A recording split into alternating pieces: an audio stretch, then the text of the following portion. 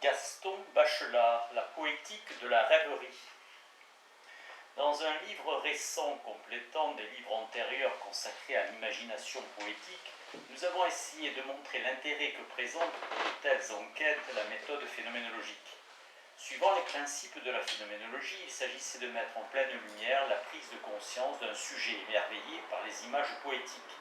Cette prise de conscience que la phénoménologie moderne veut adjoindre à tous les phénomènes de la psyché nous semblait donner un prix subjectif, durable à des images qui n'ont souvent qu'une objectivité douteuse, qu'une objectivité fugitive. En nous obligeant à un retour systématique sur nous-mêmes, à un effort de clarté dans la prise de conscience à propos d'une image donnée par un poète, la méthode phénoménologique nous amène à tenter la communication avec la conscience créante du poète. L'image poétique nouvelle, une simple image, devient ainsi bien simplement une origine absolue, une origine de conscience. Dans les heures de grande trouvaille, une image poétique peut être le germe d'un monde, le germe d'un univers imaginé devant la rêverie d'un poète. La conscience d'émerveillement devant ce monde créé par le poète s'ouvre en toute naïveté. Sans doute la conscience est promise à de plus grands exploits. Elle se constitue d'autant plus fortement qu'elle se donne à des œuvres de mieux en mieux coordonnées. En particulier, la conscience de rationalité a une vertu de permanence qui pose un difficile problème au phénoménologue. Il s'agit pour lui de dire comment la conscience s'enchaîne dans une chaîne de vérité. Au contraire, en s'ouvrant sur une image isolée, la conscience imaginante a du moins à première vue de moindres responsabilités. La conscience imaginante, considérée vis-à-vis des images séparées, pourrait alors apporter des thèmes à une pédagogie élémentaire des doctrines phénoménologiques. Mais nous voici devant un double paradoxe. Pourquoi, demandera le lecteur non averti, surchargez-vous un livre sur la rêverie avec le lourd appareil philosophique qu'est la méthode phénoménologique? Pourquoi, dira de son côté le phénoménologue de métier, choisir une matière aussi fluente que les images pour exposer des principes phénoménologiques? Tout serait plus simple, semble-t-il, si nous suivions les bonnes méthodes du psychologue, qui décrit ce qu'il observe, qui mesure des niveaux, qui place des types, qui voit naître l'imagination chez les enfants sans jamais, à vrai dire, examiner comment elle meurt chez le commun des hommes. Mais un philosophe peut-il devenir psychologue? Peut-il plier son orgueil jusqu'à se contenter de la constatation des faits, alors qu'il est entré avec toutes les passions requises dans le règne des valeurs? Un philosophe reste, comme on dit aujourd'hui, en situation philosophique. Il a parfois la prétention de tout commencer, mais hélas, il continue. Il a lu tant de livres de philosophie. Sous prétexte de les étudier, de les enseigner, il a déformé tant de systèmes. Quand le soir est venu, quand il n'enseigne plus, il croit avoir le droit de s'enfermer dans le système de son choix. Et c'est ainsi que j'ai choisi la phénoménologie dans l'espoir de réexaminer d'un regard neuf les images fidèlement aimées, si solidement fixées dans ma mémoire que je ne sais plus si je me souviens ou si j'imagine quand je les retrouve en ma rêverie. L'exigence phénoménologique à l'égard des images poétiques est d'ailleurs simple. Elle revient à mettre l'accent sur leur vertu d'origine, à saisir l'être même de leur originalité et à bénéficier ainsi de l'insigne productivité psychique qui est celle de l'imagination. Cette exigence pour une image poétique d'être une origine psychique aurait cependant une dureté excessive si nous ne pouvions trouver une vertu d'originalité aux variations mêmes qui jouent sur les archétypes les plus fortement enracinés. Puisque nous voulions approfondir en phénoménologue la psychologie de l'émerveillement, la moindre variation d'une image merveilleuse devait nous servir à affiner nos enquêtes. La finesse d'une nouveauté ranime des origines, renouvelle et redouble la joie de s'émerveiller. À l'émerveillement s'ajoute en poésie la joie de parler. Il faut la prendre, cette joie, dans son absolue positivité. L'image poétique apparaissant comme un nouvel être du langage n'est en rien comparable, suivant le mode d'une métaphore commune, à une soupape qui s'ouvrirait pour dégager des instincts refoulés. L'image poétique éclaire d'une telle lumière la conscience qu'il est bien vain de lui chercher des antécédents inconscients. Du moins, la phénoménologie est fondée à prendre l'image poétique dans son être propre, en rupture avec un être antécédent, comme une conquête positive de la parole.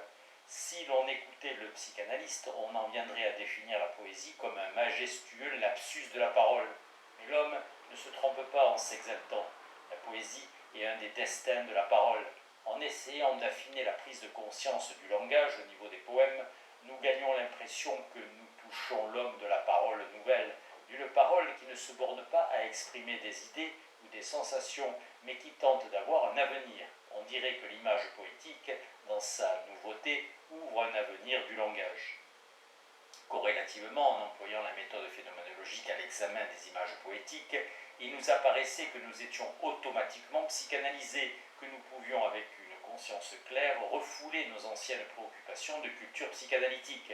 Nous nous sentions en phénoménologues débarrassés de nos préférences, ces préférences qui transforment le goût littéraire en habitude.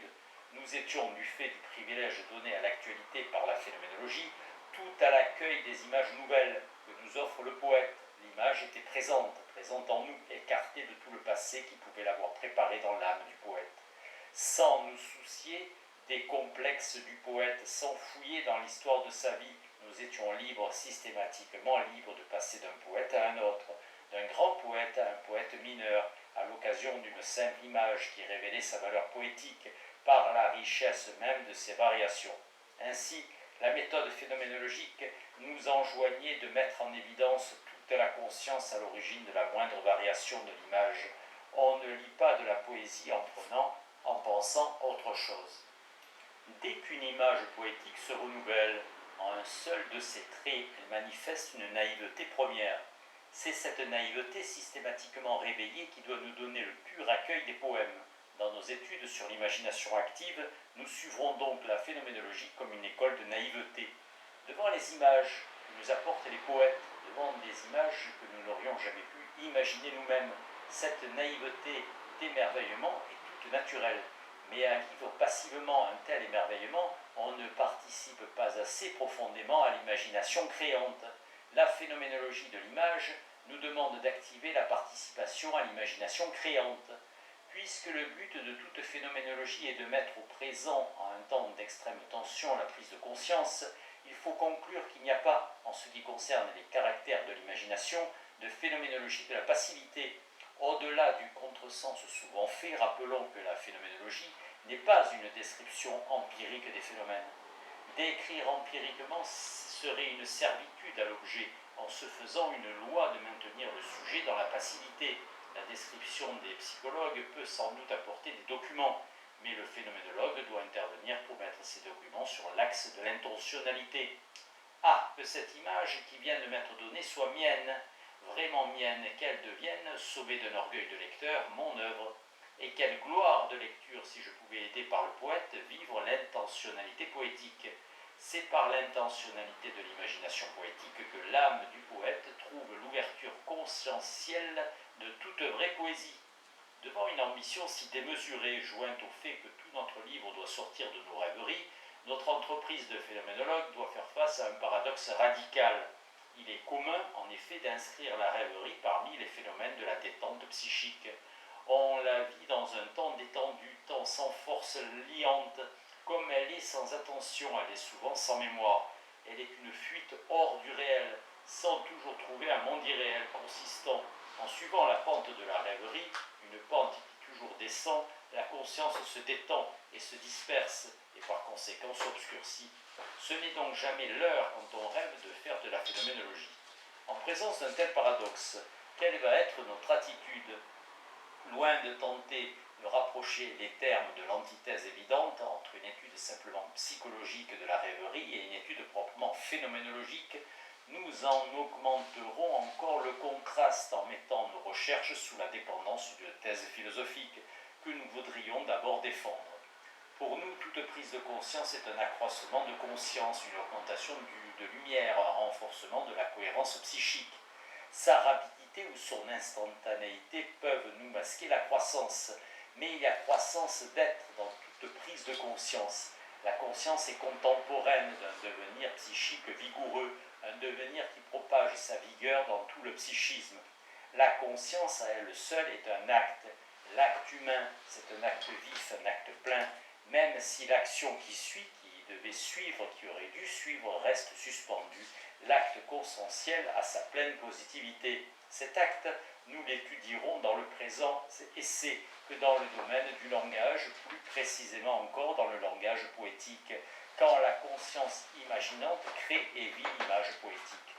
Augmenter le langage, créer du langage, valoriser le langage, aimer le langage, voilà autant d'activités où s'augmente la conscience de parler. Dans ce domaine si étroitement délimité, nous sommes assurés de trouver de nombreux exemples qui prouveront notre thèse philosophique plus générale sur le devenir essentiellement augmentatif de toute prise de conscience. Mais alors, devant cette accentuation de la clarté et de la vigueur de la prise de conscience poétique, sous quel angle devons-nous étudier la rêverie si nous voulons nous servir des leçons de la phénoménologie? Car enfin, notre propre thèse philosophique accroît les difficultés de notre problème. Cette thèse a en effet un corollaire, une conscience qui diminue, une conscience qui s'endort, une conscience qui rêvasse n'est déjà plus une conscience.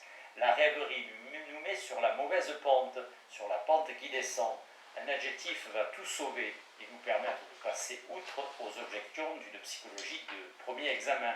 La rêverie que nous voulons étudier est la rêverie poétique, une rêverie que la poésie met sur la bonne pente, celle que peut suivre une conscience qui croit.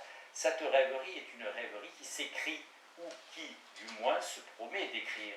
Elle est déjà devant ce grand univers qu'est la page blanche. Alors les images se composent et s'ordonnent.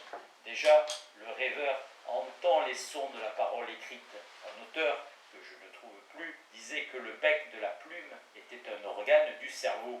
J'en suis convaincu. Quand ma plume crache, je pense de travers, qui me rendra aussi la bonne encre de ma vie d'écolier. Tous les sens s'éveillent et s'harmonisent dans la rêverie poétique. C'est cette polyphonie des sens que la rêverie poétique écoute et que la conscience poétique doit enregistrer. À l'image poétique convient ce que Frédéric Schlegel disait du langage. C'est une création d'un seul jet. Ce sont ces élans d'imagination que le phénoménologue de l'imagination doit essayer de revivre. Certes, un psychologue trouverait plus direct d'étudier le poète inspiré. Il ferait sur des génies particuliers des études concrètes de l'inspiration. Mais vivrait-il pour autant les phénomènes de l'inspiration? Ces documents humains sur les poètes inspirés ne pourraient guère être relatés que dans un idéal d'observation objective extérieurement. La comparaison entre poètes inspirés ferait bientôt perdre l'essence de l'inspiration. Toute comparaison diminue les valeurs d'expression des termes comparés. Le mot inspiration est trop général pour dire l'originalité des paroles inspirées.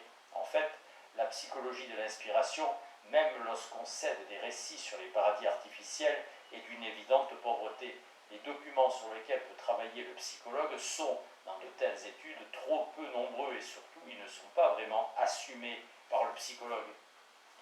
La notion de muse, notion qui devrait nous aider à donner de l'être à l'inspiration, à nous faire croire qu'il y a un sujet transcendant pour le verbe inspirer, ne peut naturellement entrer dans le vocabulaire d'un phénoménologue. Déjà tout jeune adolescent, je ne comprenais pas qu'un poète, que j'aimais tant, pût user de lutte et de muse. Comment dire avec conviction, comment réciter en retenant un fou rire ce premier vers d'un grand poème? Poète, prends ton luth et me donne un baiser. C'était plus que ne pouvait supporter un enfant champenois. Non, muse, lyre d'Orphée, fantôme du hashish ou de l'opium ne peuvent que nous masquer l'être de l'inspiration. La rêverie poétique écrite, conduite jusqu'à donner la page littéraire, va au contraire être pour nous une rêverie transmissible, une rêverie inspirante, c'est-à-dire une inspiration à la mesure de nos talents de lecteur. Alors les documents abondent pour un phénoménologue solitaire, systématiquement solitaire. Le phénoménologue peut réveiller sa conscience poétique à l'occasion de 1000 images qui dorment dans les livres. Il retentit à l'image poétique dans le sens même du retentissement phénoménologique, si bien caractérisé par Eugène Minkowski dans la poétique de l'espace. Notons d'ailleurs qu'une rêverie, à la différence du rêve, ne se raconte pas.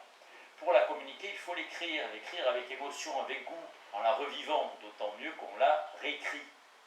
Nous touchons là au domaine de l'amour écrit, la mode s'empère, mais le bienfait demeure. Il est encore des âmes pour lesquelles l'amour est le contact de deux poésies, la fusion de deux rêveries.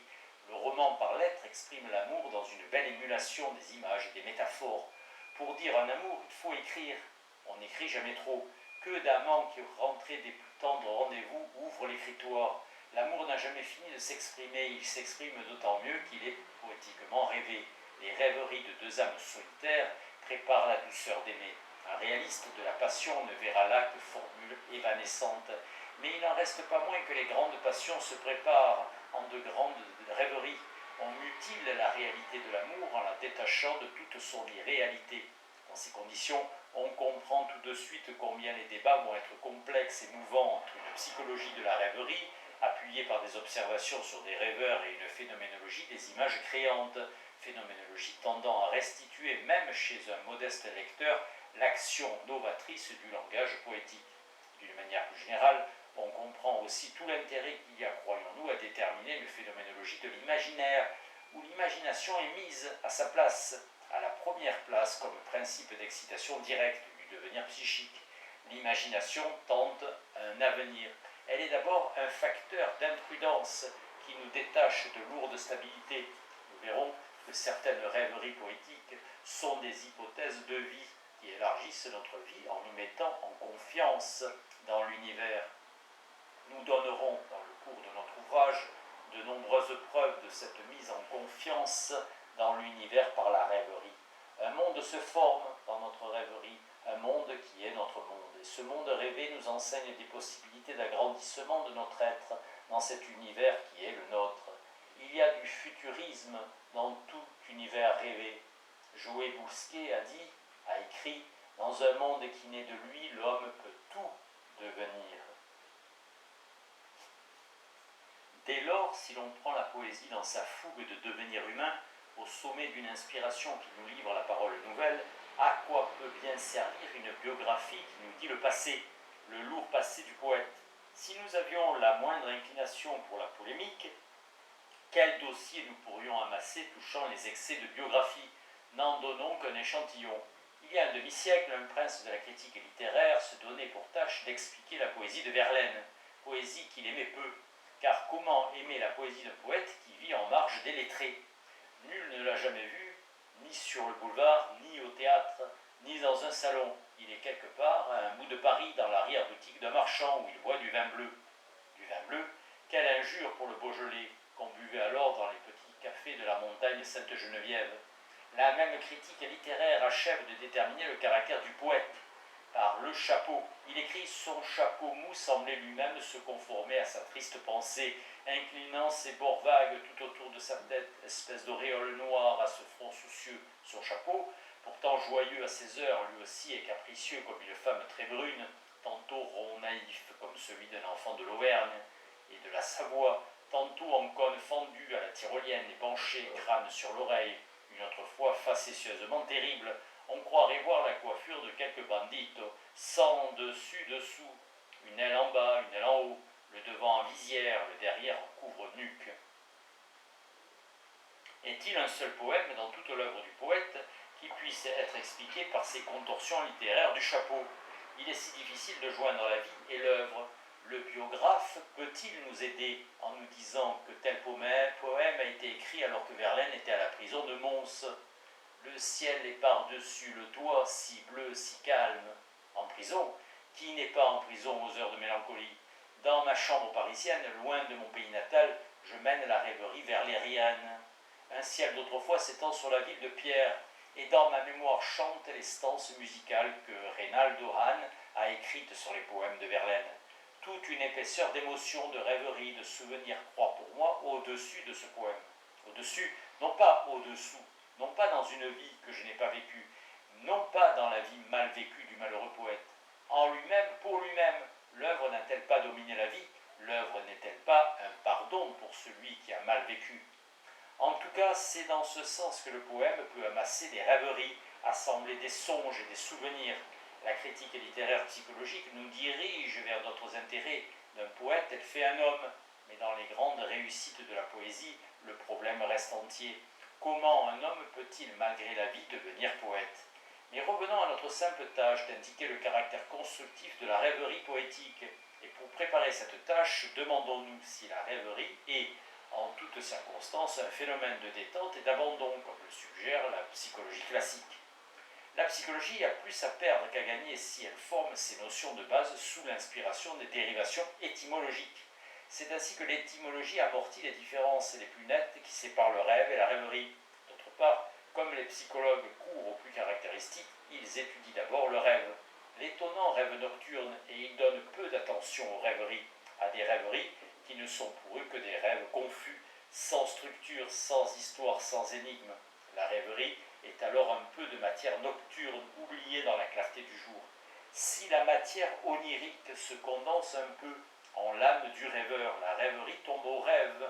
Les bouffées de rêverie notées par les psychiatres asphyxient le psychisme. La rêverie devient somnolence. Le rêveur s'endort. Une sorte de destin de chute marque ainsi une continuité de la rêverie au rêve.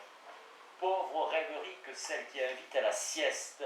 Il faut même se demander si dans cet endormissement l'inconscient lui-même ne subit pas un déclin d'être. L'inconscient reprendra son action dans les rêves du vrai sommeil, et la psychologie travaille vers les deux pôles de la pensée claire et du rêve nocturne, sûre ainsi d'avoir sous son examen tout le domaine de la psyché humaine. Mais il est d'autres rêveries qui n'appartiennent pas à cet état crépusculaire, où se mélangent vie diurne et vie nocturne. Et la rêverie diurne mérite, par bien des côtés, une étude directe. La rêverie est un phénomène spirituel trop naturel, trop utile aussi à l'équilibre psychique, pour qu'on en traite comme une dérivation du rêve, pour qu'on la mette sans discussion dans l'ordre des phénomènes oniriques. Bref, il convient pour déterminer l'essence de la rêverie de revenir à la rêverie elle-même. Et c'est précisément par la phénoménologie que la distinction entre le rêve et la rêverie peut être tirée au clair, puisque l'intervention possible de la conscience dans la rêverie apporte un signe décisif